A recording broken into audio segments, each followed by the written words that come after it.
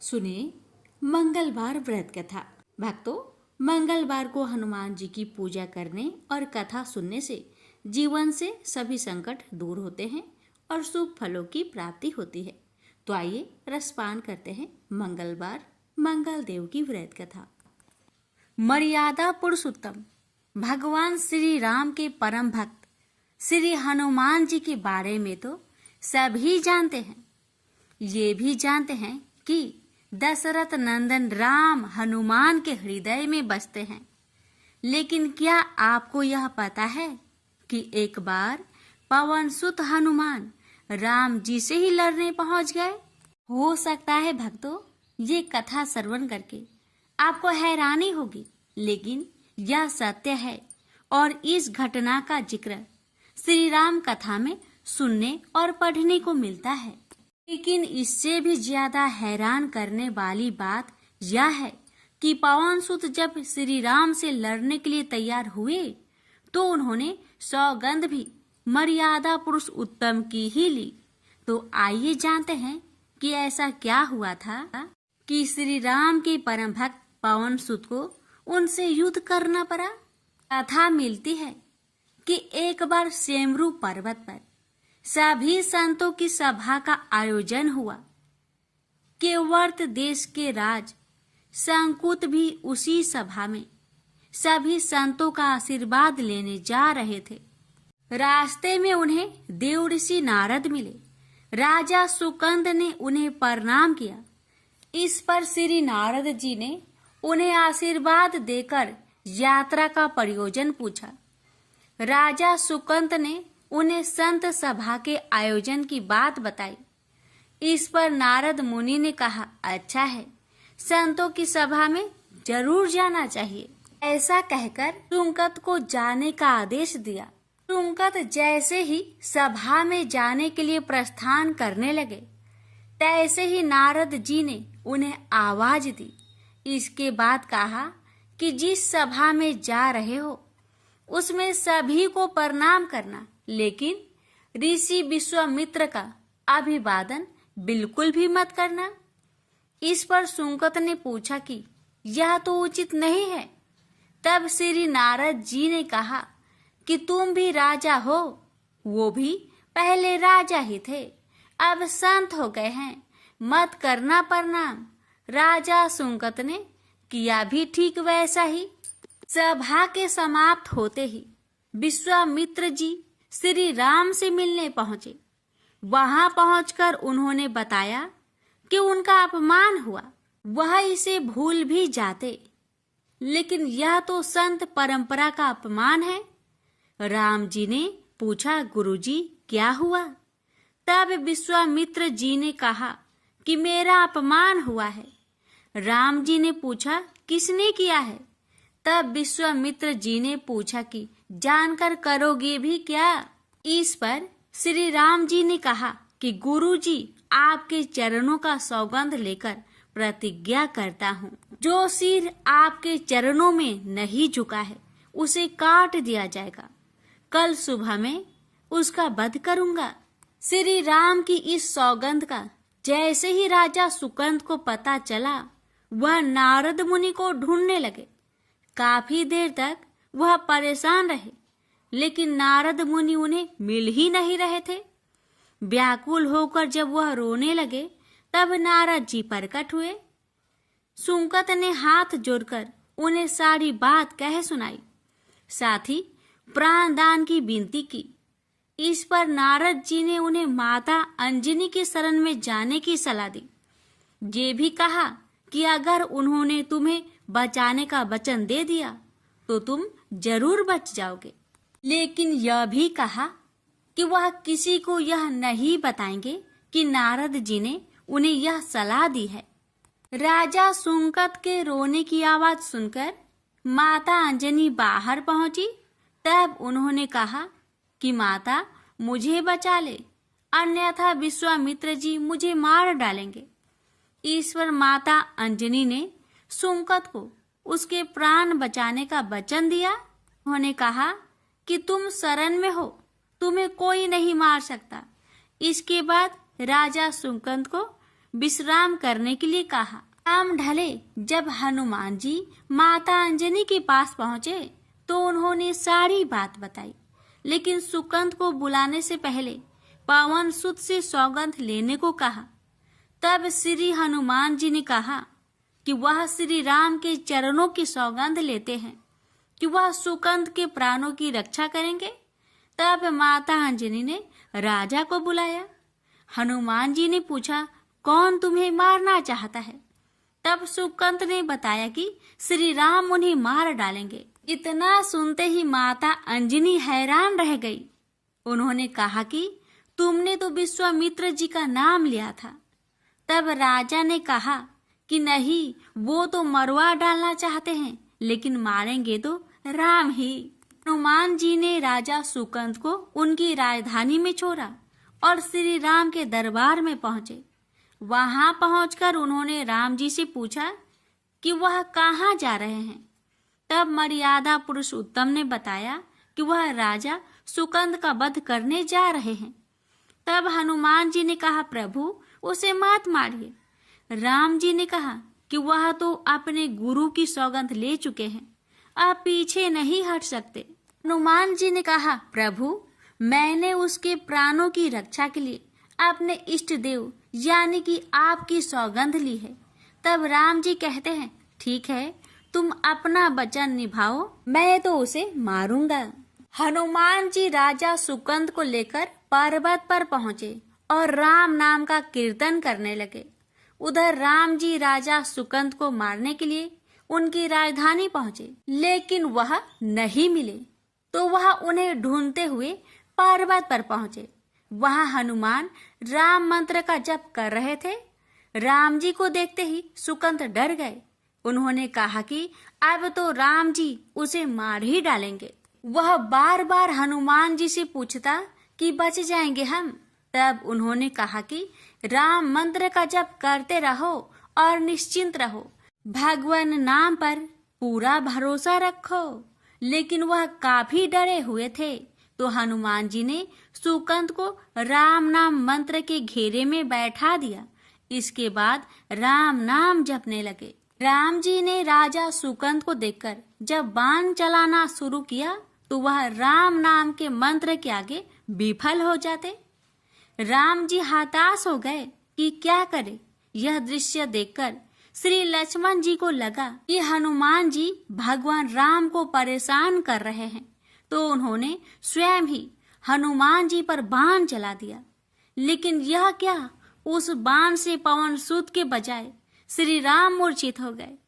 यह देखते ही लक्ष्मण जी दौड़ पड़े और देखते ही कि बाण तो हनुमान जी पर चलाया था, लेकिन मूर्छित राम जी कैसे हो गए। तब उन्होंने देखा कि पवन सुत के हृदय में तो श्री राम बसते हैं। राम जी जैसे ही होश में आए, वह हनुमान जी की ओर दौड़ पड़े। उन्होंने देखा कि उनकी छाती से रक्त बह रहा है। वह हनुमान जी का दर्द देख नहीं पा रहे थे। वह बार बार उनकी छाती पर हाथ रखते और आंखें बंद कर लेते। पवन सुत को होश आया तो उन्होंने देखा कि राम जी की आंखें बंद करके हनुमान जी की छाती पर बार बार हाथ रखते हैं, फिर हनुमान जी के सिर पर हाथ फेरते हैं। तब पवन सुत ने सुकंद को पीछे से निकाला और उसे अपनी गोद में बैठा लिया। तभी राम ने फिर से हनुमान जी की माथे पर हाथ फेरा, लेकिन इस बार वहां पवन सुत की जगह राजा सुकंद थे। राम जी मुस्कुराए और हनुमान जी बोल उठे कि नाथ, अब तो आपने इनके सिर पर हाथ रख दिया है, अब तो सब कुछ आपके हाथ में ही है। इसकी मृत्यु भी और जीवन भी आप ही सुकंद की जीवन की रक्षा करे। राम जी ने हनुमान जी से कहा कि जिसे तुम अपनी गोद में बैठा लो, उसके सिर पर तो मुझे हाथ रखना ही पड़ेगा। लेकिन गुरुजी को क्या जवाब देंगे? तभी हनुमान जी को विश्वामित्र जी सामने से आते दिखाई पड़े। उन्होंने राजा सुकंद से कहा कि जाओ, तब प्रणाम नहीं किया तो क्या हुआ, अब कर लो।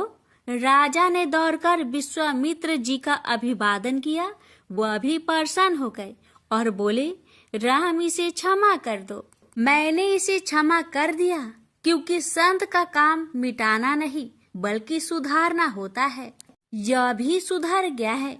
उन्होंने सुकंद से पूछा कि संत का सम्मान न करने की सलाह तुम्हें किस कुसंग में मिली। राजा सुकंद विश्वामित्र जी से कुछ कहते कि इससे पहले नारद मुनि प्रकट हो गए। उन्होंने सारी घटना कह सुनाई। तब विश्वामित्र जी ने पूछा कि नारद, तुमने ऐसी सलाह क्यों दी? तब नारद जी ने कहा, अक्सर ही लोग मुझसे पूछते थे कि राम बरे या राम का नाम बरा, तो मैंने सोचा कि क्यों न कोई लीला हो जाए कि लोग अपने आप ही समझ ले कि भगवान से अधिक भगवान के नाम की ही महिमा है। प्रेम से बोलिए जय श्री राम। सीता मैया की जय। पवन पुत्र हनुमान की जय। हनुमान जी और उनके पुत्र मकरध्वज की कथा। पवन पुत्र हनुमान बाल ब्रह्मचारी थे, लेकिन मकरध्वज को उनका पुत्र कहा जाता है। यह कथा उसी मकरध्वज की है। वाल्मीकि रामायण के अनुसार लंका जलाते समय आग की तापिश के कारण हनुमान जी को बहुत पसीना आ रहा था।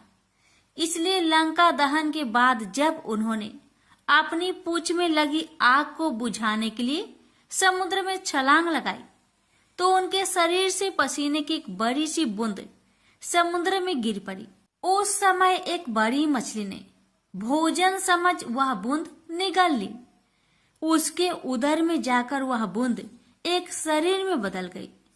एक दिन पाताल के असुर राज अहिरावण के सेवकों ने उस मछली को पकड़ लिया। जब वे उसका पेट चीर रहे थे तो उसमें से बानर की आकृति का एक मनुष्य निकला। वे उसे अहिरावण के पास ले गए। अहिरावण ने उसे पातालपुरी का रक्षक नियुक्त कर दिया। यही बानर हनुमान पुत्र मकरध्वज के नाम से प्रसिद्ध हुआ।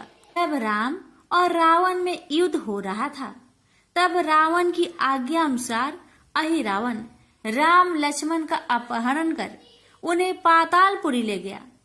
उनके अपहरण से बानर सेना भयभीत व शोकाकुल हो गई। लेकिन विभीषण ने यह भेद हनुमान के समक्ष प्रकट कर दिया। तब राम लक्ष्मण की सहायता के लिए हनुमान जी पातालपुरी पहुंचे। तब उन्होंने पाताल के द्वार पर एक बानर को देखा तो वे आश्चर्यचकित हो गए। उन्होंने मकरध्वज से उसका परिचय पूछा। मकरध्वज अपना परिचय देते हुए बोला, मैं हनुमान पुत्र मकरध्वज हूँ और पातालपुरी का द्वारपालक हूँ। मकरध्वज की बात सुनकर हनुमान क्रोधित होकर बोले, यह तुम क्या कह रहे हो दुष्ट? मैं बाल ब्रह्मचारी हूँ, फिर भला तुम मेरे पुत्र कैसे हो सकते हो?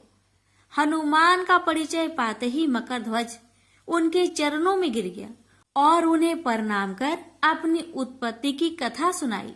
हनुमान जी ने भी मान लिया कि वह उनका ही पुत्र है, लेकिन यह कहकर कि वे अभी अपने श्री राम और लक्ष्मण को लेने आए हैं।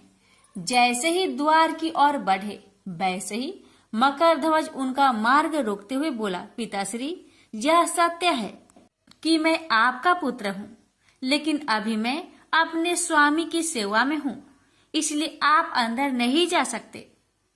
हनुमान ने मकरध्वज को अनेक प्रकार से समझाने का प्रयास किया, किंतु वह द्वार से नहीं हटा। तब दोनों में घोर युद्ध शुरू हो गया। देखते ही देखते हनुमान जी उसे अपनी पूंछ में बांधकर पाताल में प्रवेश कर गए।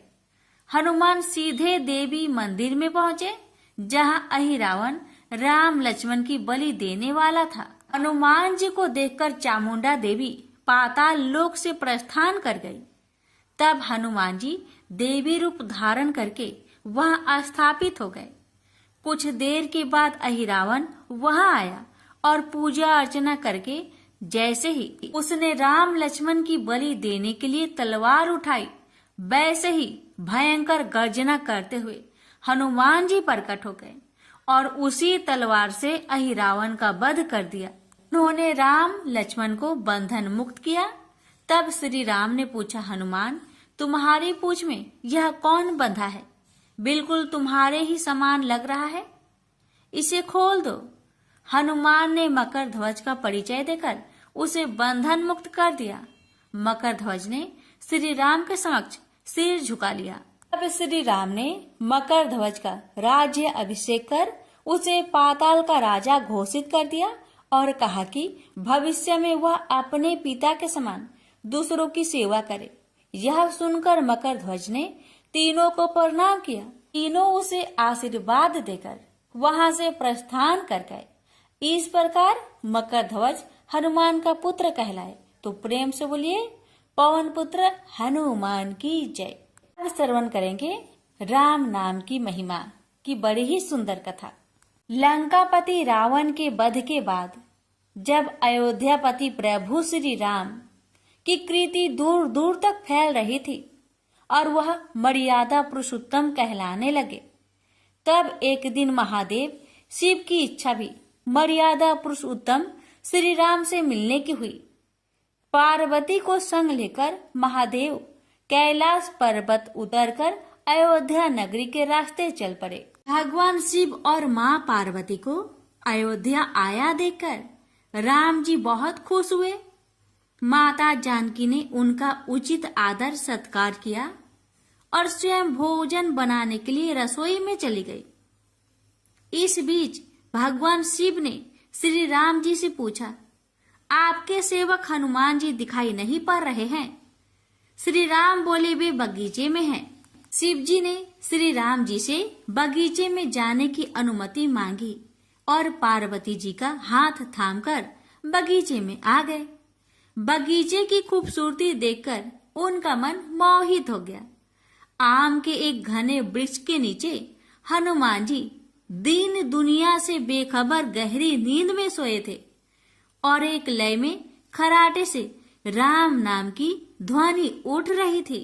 चकित होकर शिव जी और माता पार्वती एक दूसरे की ओर देखने लगे।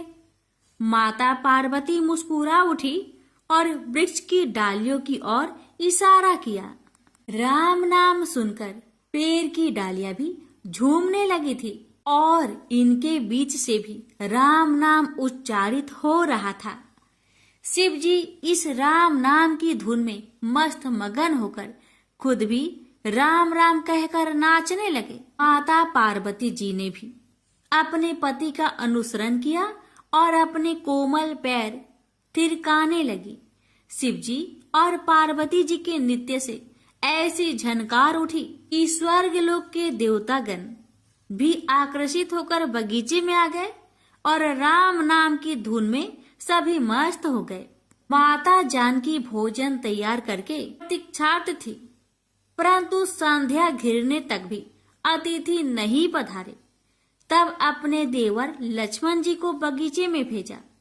लक्ष्मण जी तो स्वयं को श्री राम का सेवक ही मानते थे। अब बगीचे में आकर जब उन्होंने धरती पर स्वर्ग का नजारा देखा तो खुद भी राम नाम की धुन में झूम उठे। महल में माता जानकी परेशान हो रही थी कि अभी तक भोजन ग्रहण करने कोई भी क्यों नहीं आया। उन्होंने श्री राम जी से कहा, भोजन ठंडा हो रहा है, चलिए हम ही जाकर बगीचे में से सभी को ले आए। जब राम जी बगीचे में गए तो वहां राम नाम की धुन मची हुई थी। हनुमान जी गहरी नींद में सोए हुए थे और उनके खराटों से अभी तक राम नाम निकल रहा था। श्री राम भाव विहल हो उठे। राम जी ने हनुमान जी को नींद से जगाया और प्रेम से उनकी तरफ निहारने लगे। हनुमान जी प्रभु को आया देख शीघ्रता से उठ खड़े हुए। नित्य की सभा भंग हो गई। शिव जी खुले कंठ से हनुमान जी की राम भक्ति की सराहना करने लगे। हनुमान जी सकुचाए लेकिन मन ही मन खुश हो रहे थे। श्री सिया राम ने भोजन करने का आग्रह भगवान शिव जी से किया। तभी लोग महल में भोजन करने के लिए चल पड़े। माता जानकी भोजन परोसने लगी। हनुमान जी को भी श्री राम जी ने पंक्ति में बैठने का आदेश दिया।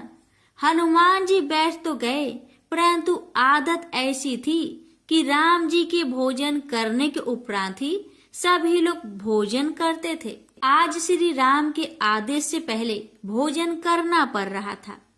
माता जानकी हनुमान जी को भोजन परोसती जा रही थी, पर हनुमान जी का पेट ही नहीं भर रहा था। सीता जी कुछ समय तक तो उन्हें भोजन परोसती रही, फिर समझ गई इस तरह से हनुमान जी का पेट नहीं भरेगा। उन्होंने तुलसी के एक पत्ते पर राम नाम लिखा और भोजन के साथ हनुमान जी को परोस दिया। तुलसी पत्र खाते ही हनुमान जी को संतुष्टि मिली और वह भोजन खाकर उठ खड़े हुए। भगवान शिव शंकर ने प्रसन्न होकर हनुमान जी को आशीर्वाद दिया कि आपकी राम भक्ति युगों युगों तक याद की जाएगी और आप संकट मोचन कहलाएंगे। प्रेम से बोलिए सिया रामचंद्र की जय। हर हर महादेव। माता पार्वती की जय। हनुमान जी की जय। व्यास जी ने कहा, एक बार नैमिषारण्य तीर्थ में 80,000 मुनि एकत्र होकर पुराणों के ज्ञाता श्री सूत जी से पूछने लगे, हे महामुने, आपने हमें अनेक पुराणों की कथाएं सुनाई हैं।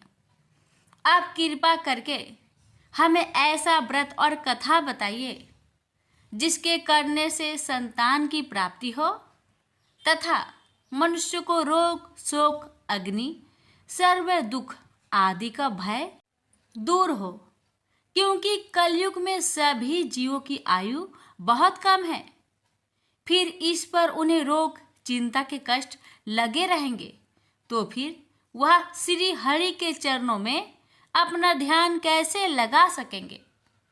श्री सूत जी बोले, हे मुनियों, आपने लोक कल्याण के लिए बहुत ही उत्तम बात पूछी है। एक बार युधिष्ठिर ने भगवान श्री कृष्ण से लोक कल्याण के लिए यही प्रश्न किया था। भगवान श्री कृष्ण और युधिष्ठिर का संवाद तुम्हारे सामने कहता हूँ, ध्यान देकर सुनो। एक समय पांडवों की सभा में श्री कृष्ण जी बैठे हुए थे।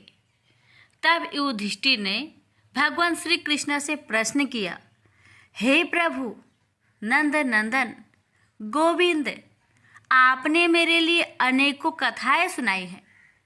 आज आप कृपा करके ऐसा व्रत या कथा सुनाइए जिसके करने से मनुष्य को रोग चिंता का भय समाप्त हो और उसको पुत्र की प्राप्ति हो। हे प्रभु, बिना पुत्र के जीवन व्यर्थ है। पुत्र के बिना मनुष्य नरकगामी होता है। पुत्र के बिना मनुष्य पितृ ऋण से छुटकारा नहीं पा सकता और ना ही उसका पुण्यक नामक नरक से उद्धार हो सकता है। अतः पुत्रदायक व्रत बतलाइए। श्री कृष्ण भगवान बोले, हे राजन, मैं एक प्राचीन इतिहास सुनाता हूँ, आप उसे ध्यान पूर्वक सुनो। कुंडलपुर नामक एक नगर था। उसमें नंदा नामक एक ब्राह्मण रहता था। भगवान की कृपा से उसके पास सब कुछ था, फिर भी वह दुखी था। उसका कारण यह था कि ब्राह्मण की स्त्री सुनंदा की कोई संतान न थे। सुनंदा पतिव्रता थी, भक्ति पूर्वक श्री हनुमान जी की आराधना करती थी। मंगलवार के दिन व्रत करके अंत में भोजन बनाकर हनुमान जी का भोग लगाने के बाद स्वयं भोजन करती थी। एक बार मंगलवार के दिन ब्राह्मणी गृह कार्य की अधिकता के कारण हनुमान जी को भोग ना लगा सकी, तो इस पर उसे बहुत दुख हुआ। उसने कुछ भी नहीं खाया और अपने मन में प्रण किया कि अब तो अगले मंगलवार को ही हनुमान जी का भोग लगाकर अन्न जल ग्रहण करूंगी।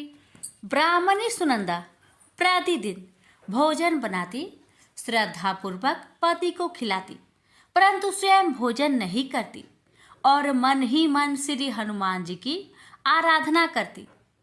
इसी प्रकार 6 दिन गुजर गए और ब्राह्मणी सुनंदा अपने निश्चय के अनुसार भूखी प्यासी निराहार रही। अगले मंगलवार को ब्राह्मणी सुनंदा प्रातः काल ही बेहोश होकर गिर पड़ी। ब्राह्मणी सुनंदा की इस असीम भक्ति के प्रभाव से श्री हनुमान जी बहुत प्रसन्न हुए और प्रकट होकर बोले, सुनंदा, मैं तेरी भक्ति से बहुत प्रसन्न हूँ, तू उठ और वर मांग।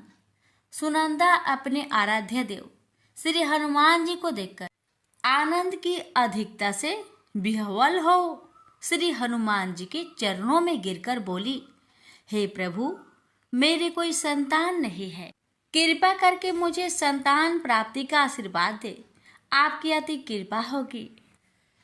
श्री महावीर जी बोले, तेरी इच्छा पूर्ण होगी, तेरे एक कन्या पैदा होगी, उसके अष्टांग प्रतिदिन सोना दिया करेंगे। इस प्रकार कहकर श्री महावीर जी अंतर्ध्यान हो गए।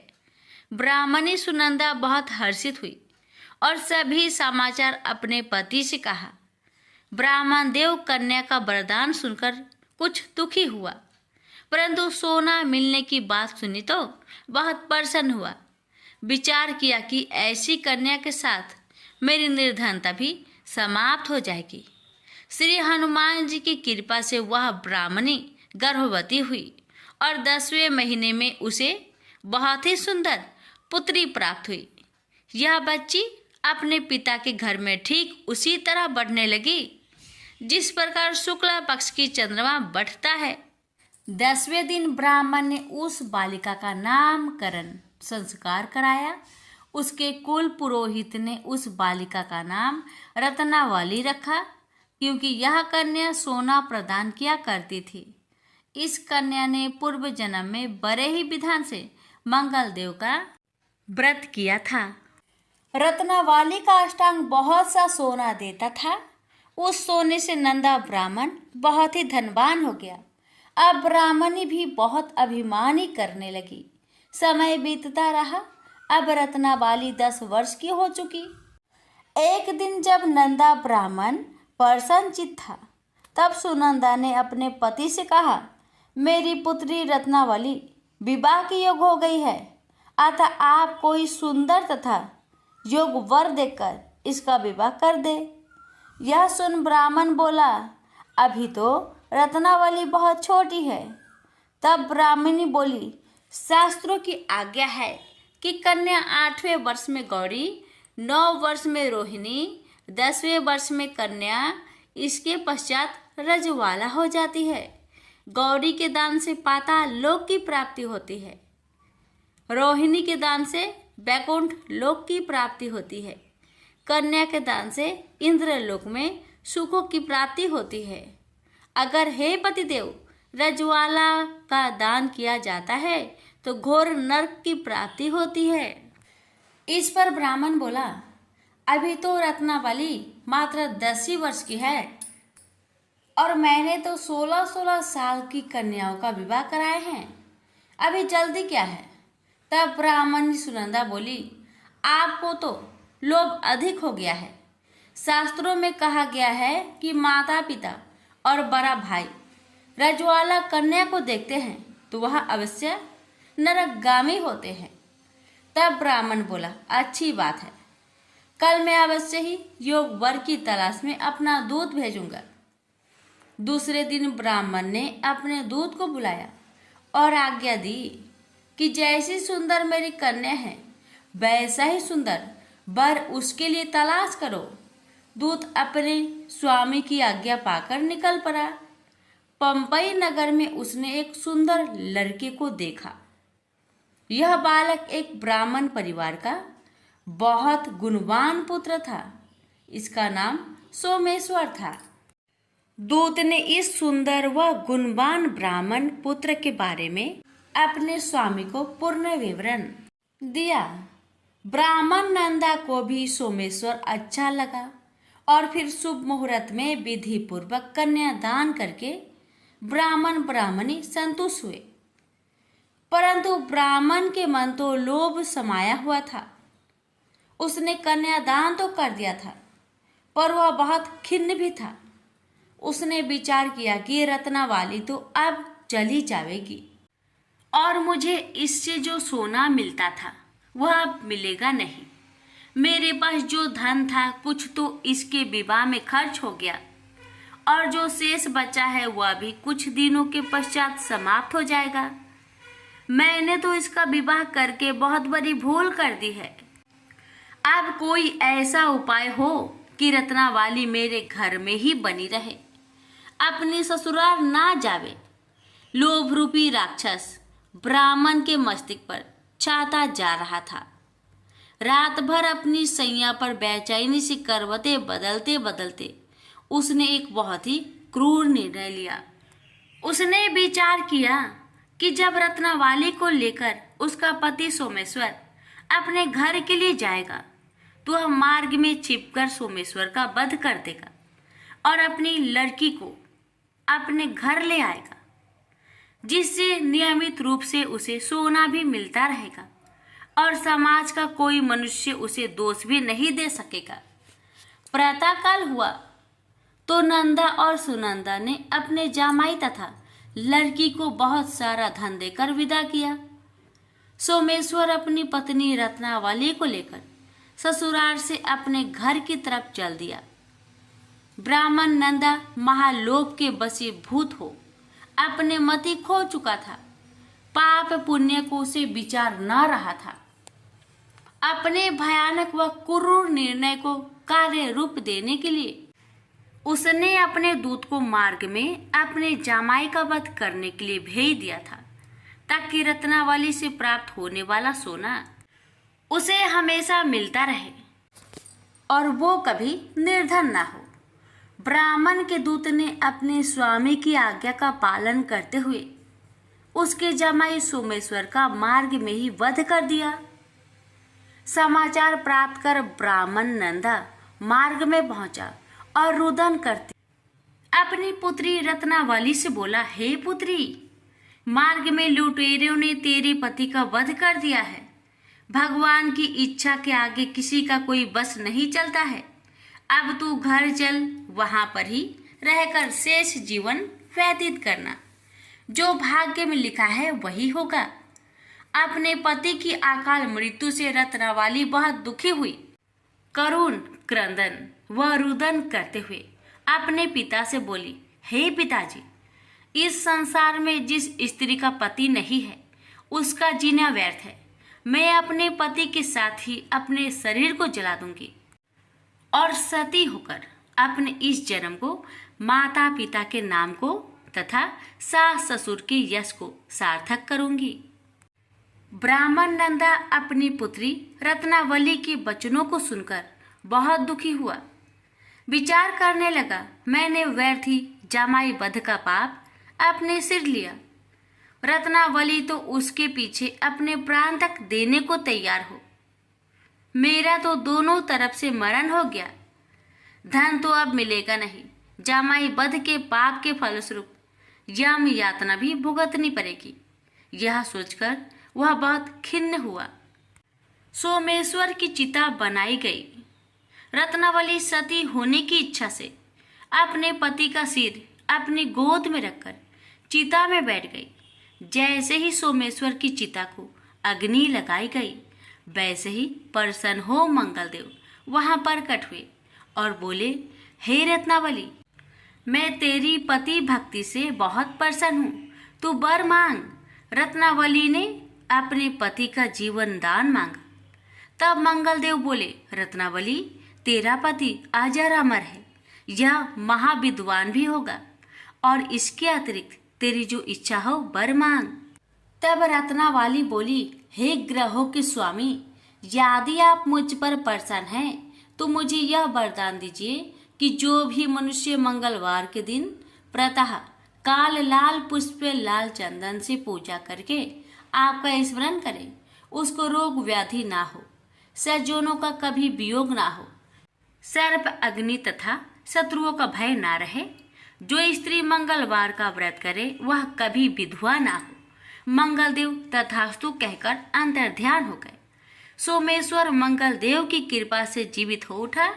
रत्नावली अपने पति को पुनः प्राप्त कर बहुत प्रसन्न हुई और मंगल देव का व्रत प्रत्येक मंगलवार को करके व्रतराज और मंगल देव की कृपा से इस लोक में सुख ऐश्वर्य को भोगते हुए अंत में अपने पति के साथ स्वर्ग लोक को गई। प्रेम से बोलिए मंगल देव की जय। सुनिए मंगलवार मंगला गौरी माता की व्रत कथा था। प्राचीन काल में कुरु देश में श्रुति कीर्ति नामक एक राजा शास्त्र ज्ञाता कीर्तिमान तथा शत्रु रहित था। वह 64 कलाओं को जानने वाला तथा धनुर्विद्या में निपुण था। उसके यहाँ संसार की किसी वस्तु की कमी न थी। कमी थी तो केवल एक संतान की। संतान प्राप्ति के लिए वह दिन रात यत्न करता था। उसने संतान के लिए देवी की आराधना भी की। एक दिन देवी ने उसकी आराधना से प्रसन्न होकर उससे साक्षात दर्शन दिए और कहा, हे श्रुतकीर्ति वर मांगो। राजा श्रुतकीर्ति ने कहा, माँ यदि आप मुझ पर प्रसन्न है तो मुझे एक पुत्र दे। आपकी कृपा से मेरे यहाँ धन्य धान्य आदि किसी चीज की कमी नहीं। बस एक पुत्र का सुख छोड़कर मेरे यहाँ सब आनंद है। राजा के वचन सुनकर देवी मुस्कुराई। उसने कहा, राजन तुमने एक दुर्लभ वस्तु की याचना की है, फिर भी तुमको पुत्र अवश्य दूंगी। लेकिन तुम मेरी बात को ध्यान देकर सुनो। तुम्हारे यहाँ जो पुत्र होगा वह अत्यंत गुणवान भी होगा, किंतु वह 16 वर्ष से अधिक नहीं जिएगा। हाँ, यदि एक सुंदर अथवा विद्याविहीन पुत्र होगा तो वह बहुत समय तक जीवित रहेगा। देवी की बात सुनकर राजा चिंताग्रस्त हो गया। उसने अपनी रानी से बात की और फिर उसकी बात से गुणी संपूर्ण लक्षण युक्त 16 वर्ष की आयु वाला पुत्र मांगा। देवी ने कहा, राजा मेरे मंदिर के मुख्य द्वार पर आम का पेड़ है। मेरी आज्ञा है कि तुम उस पेड़ से एक आम तोड़कर अपनी रानी को खाने के लिए दो। उसको खाने से रानी को अश्वमेव गर्भ रहेगा। राजा ने प्रसन्न होकर देवी के मंदिर के मुख्य द्वार पर जो आम का पेड़ था वहां से एक आम तोड़कर अपनी पत्नी को खाने के लिए दिया। रानी ने देवी के आदेश अनुसार फल खाया और 10 मास के पश्चात उसके यहाँ देवपुत्र तुल्य पुत्र पैदा हुआ। हर्ष शोक से संपन्न राजा ने राजकुमार का जातकर्म आदि संस्कार करवाया और भगवान सदा शिव का ध्यान धरकर उसका नाम चिरायु रखा। लड़का अपने माता पिता की देख रेख में चांद की तरह बढ़ने लगा। दिन बीतते गए और उसका 16वां वर्ष आरंभ हो गया। राजा रानी दोनों को चिंता सताने लगी। राजा ने सोचा, मैंने यह पुत्र बड़े कष्ट से प्राप्त किया है। अपनी आंखों में से इसकी मृत्यु कैसे देख सकूंगा। यह विचार करके उसने राजकुमार को उसके मामा के साथ काशी भेज दिया। जाने के समय रानी ने अपने भाई से कहा, तुम कार्पटिक भेष धारण करके राजकुमार को काशी ले जाओ। मैंने इसके जन्म से पूर्व भगवान श्री सदाशिव से प्रार्थना की थी, हे प्रभु, पुत्र प्राप्ति पर मैं उसे जगतपति की यात्रा के लिए भेजूंगी। तुम इसको इस समय काशी ले जाओ कि देह प्राण की रक्षा करना। रानी का भाई अपनी बहन की बात सुनकर भांजे को साथ लेकर काशी चला गया। कई दिन की यात्रा के पश्चात वह आनंद नगर पहुंचा। वहां पर बीरसेन नामक राजा राज्य करता था, जो शास्त्र ज्ञाता कीर्तिमान तथा शत्रु रहित था। उस राजा की कन्या मंगल गौरी अपने रूप लावण्य के कारण चहु और प्रसिद्ध थी।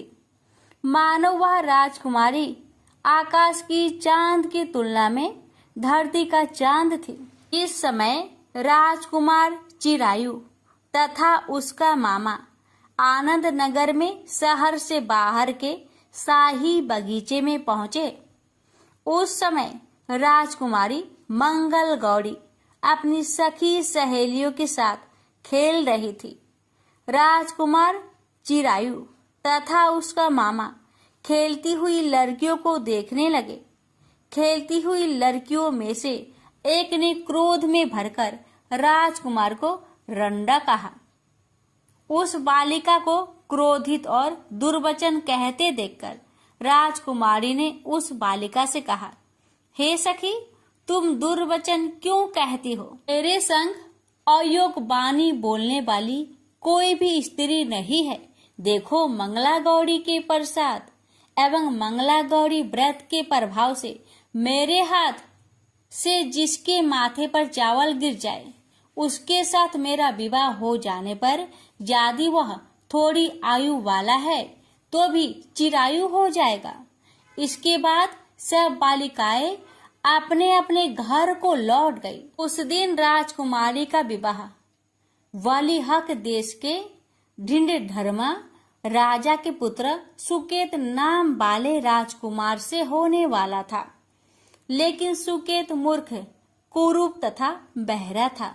वर पक्ष वाले उसकी बजाय विवाह मंडप में अन्य अच्छा वर ले जाने की इच्छा प्रकट कर चुके थे। विवाह के पश्चात सुकेत के बजाय प्रस्तुत वर को भगा दिया जाएगा और सुकेतु बालिहक देश को अपनी पत्नी को लेकर लौट जाएगा। ऐसा विचार करके वर पक्ष के कुछ आदमी चिरायु के पास जाकर उसके मामा से कहने लगे, यह बालक तुम हमें दे दो, इसके द्वारा हमारा कार्य सिद्ध होने वाला है। इस भूमि पर परोपकार जैसा अन्य कोई धर्म नहीं है। उन लोगों की बात सुनकर चिरायु का मामा प्रसन्न हो गया, क्योंकि वह बगीचे में मंगल गौरी की बात सुन चुका था। उसने वर पक्ष वालों से कहा, आप लोग इस लड़के को क्यों चाहते हैं? विवाह के लिए वस्त्र, गहने आदि तो मांगे जा सकते हैं, लेकिन कोई वर थोड़े ही मांगा जाता है। फिर भी मैं आपकी बात रखता हुआ लड़का आपको दे रहा हूँ। और पक्षीजन राजकुमार चिरायु को विवाह मंडप में ले गए और विवाह कार्य सिद्ध हो गया। जब सप्तपदी आदि कार्य होने के बाद रात में राजकुमार मंगल गौरी के साथ सोया ही उसका 16वां वर्ष समाप्त हो रहा था। ठीक उसी समय काल सांप के रूप में वहां आया। संयोगवश उसी समय राजकुमारी की नींद खुल गई और वह सांप को देखकर मारे भय के कांपने लगी। फिर उसने भय त्याग कर सांप की पूजा की, पीने के लिए उसे बहुत सा दूध दिया, प्रार्थना की, दिन बानी से उसकी स्तुति की। मंगल गौरी ने कहा, मैं उत्तम व्रत करूंगी, मेरे पतिदेव जीवित हो जाए और चिरंजीवी हो। देखते ही देखते सांप कमंडल में प्रवेश कर गया। अपनी कुछ की चोली से राजकुमारी ने कमंडल का मुख बांध दिया। उस समय राजकुमार अपने शरीर के अंगों को ऐंठते हुए जाकर उठकर बैठ गया। उसने राजकुमारी से कहा, मुझे बहुत भूख लगी है। राजकुमारी ने माता के समीप जाकर लड्डू आदि लाकर राजकुमार को खाने के लिए दिए। राजकुमार ने प्रसन्न होकर भोजन किया। हाथ धोते समय उसके हाथ से अंगूठी गिर गई। वह पान खाकर दोबारा सो गया। उसके सोने के बाद राजकुमारी कमंडल को बाहर फेंकने के लिए गई, लेकिन विधि के विधान से बाहर जाते समय चमकते हुए हार की चमक देखकर चकित रह गई। उसने उस घाट में स्थित हार को अपने गले में पहन लिया। थोड़ी रात बाकी रहने पर चिरायु का मामा आकर उसे ले गया। चिरायु के जाने के बाद वर पक्षी जन सुकेतु को वहां ले आए। मंगल गौरी ने जब सुकेतु को देखा तो कहा, यह मेरा पति नहीं है। इस पर वर पक्षी जनों ने राजकुमारी से कहा, हे देवी, यह तुम क्या कह रही हो? यदि कोई पहचान हो तो कहो। मंगल गौरी ने कहा, रात को मेरे पति ने जो मुझे जराऊ हार दिया है, उस हार के रत्नों की सुंदरता यह बताए। यह कोई अन्य ही है। रात्रि में अमृत सेचन के समय मेरे पति का केसर युक्त पद मेरी जांग में लगा हुआ है। सब लोग उसे देखो। रात के समय मेरे पति और मेरे पति के बीच जो बातचीत हुई है और हमने क्या भोजन किया था, ये भी बतलाए तो यह मेरा पति होगा। मंगल गौरी की बात सुनकर हर पक्षी जनों ने कहा, ठीक है, लेकिन सुकेतु उपरोक्त प्रश्नों में से किसी एक का भी उत्तर नहीं दे सका। इस पर कन्या पक्ष वालों ने उसके साथ राजकुमारी को भेजने से इनकार कर दिया और वर पक्षी जन अपना सा मुंह लेकर जैसे आए थे वैसे ही लौट गए। मंगल गौरी के पिता महाराजा वीरसेन ने प्रसन्न होकर एक महान यज्ञ रचाया। उसने ये भी सुना कि वर पक्षी जन किस प्रकार अपने कुरूप राजकुमार के बजाय किसी अन्य सुंदर युवक को विवाह के मंडप में ले आए थे और उसके साथ मंगल गौरी का विवाह हुआ था। अब मंगल गौरी राजमहल के बरामदे में एक चीक की ओट में बैठ गई और प्रत्येक आते जाते यात्री को देखने लगी ताकि उनमें कहीं उसे चिरायु दिखाई दे जाए। उधर चिरायु भी अपने ससुराल का हाल जानने के लिए अपने मामा के साथ वहां आन पहुंचा। जो ही वह चीक के सामने से गुजरा, मंगल गौरी ने उसे देखकर कहा, पिताजी, मेरे पति आ गए हैं। राजा ने तुरंत ही मामा भांजे को राजभवन के भीतर बुलवा भेजा। मंगल गौरी की बतलाई हुई सब निशानियां चिरायु में मौजूद थी। राजा ने वस्त्र भरण, अश्व गज, रथ तथा अन्य बहुत सी चीजें के साथ मंगल गौरी चिरायु के साथ कर दी। उसके बाद चिरायु राजा वीरसेन से विदा होकर अपनी पत्नी एवं मामा के साथ कुल नंदन सेना सहित अपने नगर को गया। जब उसके माता पिता ने लोगों के मुख से उसकी आपसी के संबंध में सुना तो उन्हें इस बात का विश्वास नहीं हुआ। वह सोचने लगे कि भाग्य के विपरीत कैसे हो सकता है। वह अभी यह सोच ही रहे थे कि राजकुमार चिरायु ने माता और पिता के चरणों में प्रणाम किया। माता ने उसका सिर सूंघा और उसके आनंद का कोई पारावर न रहा। फिर उसने पुत्र वधू को अपनी गोदी में बैठाकर उससे सारा हालचाल पूछा। भगवान शंकर बोले, हे महान मुने, मंगल गौरी ने उसको व्रत महात्म्य तथा पिछला समस्त घटनाक्रम बतलाया। हे सनत कुमार, मंगल गौरी के कारण ही तभी से यह व्रत मंगल गौरी के नाम से प्रसिद्ध हुआ। इसे जो कोई भी सुनेगा अथवा इसका कीर्तन करेगा, उसके सभी मनोरथ सिद्ध हो जाएंगे, इसमें संशय नहीं है। प्रेम से बोलिए मंगला गौरी माता की जय।